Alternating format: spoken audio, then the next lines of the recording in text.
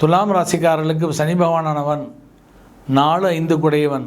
அவன் பிறகு 6ஆம் வீட்டிலே வருவதனால் இதுவரை வீடு வண்டி வாகனங்கள் இல்லாதவர்கள் இப்பொழுது புதிதாக வங்கியிலே கடன்களை பெற்று புதிதாக வீடுகளை வாங்குவதற்கு நல்லதொரு காலகட்டமாக அமைய பெற்றிருக்கும்.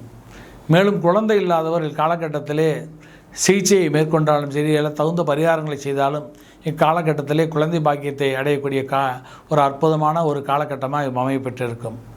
மேலும் குழந்தைகளுடைய கல்விக்காக வெளிநாட்டில் சென்று கல்விக்காக அவர்கள் வங்கியிலே கடன் வாங்கி அயல்நாடு செல்வதற்கு, வெளிநாட்டு கல்வி பயில்வதற்கு இக்காலகட்டம் அவர்களுக்கு நல்லதொரு பலனை கொடுக்கக்கூடிய காலகட்டமாக அமையப்பெற்றிருக்கும்.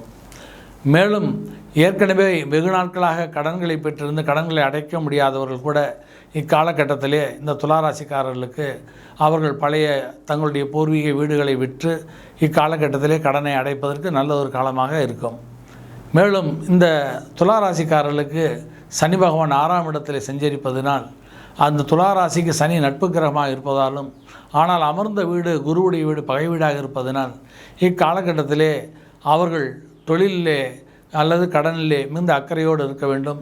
தேவையில்லாத செலவுகளை, அனாவசியமான செலவுகளை தவிர்க்க அறிவுரை வழங்கப்படுகிறது.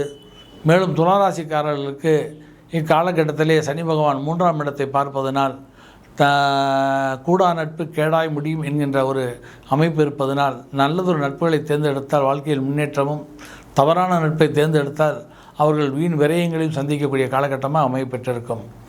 எனவே துளாராசிக்காரர்கள் நல்ல நட்பை பெற்று நல்லதொரு சுகத்தையும் நல்லதொரு புத்தருடைய முன்னேற்றத்தையும் காலகட்டத்திலே அடைந்து வாழ்க்கையில் பேரையும் புகழையும் அடைவார்கள்.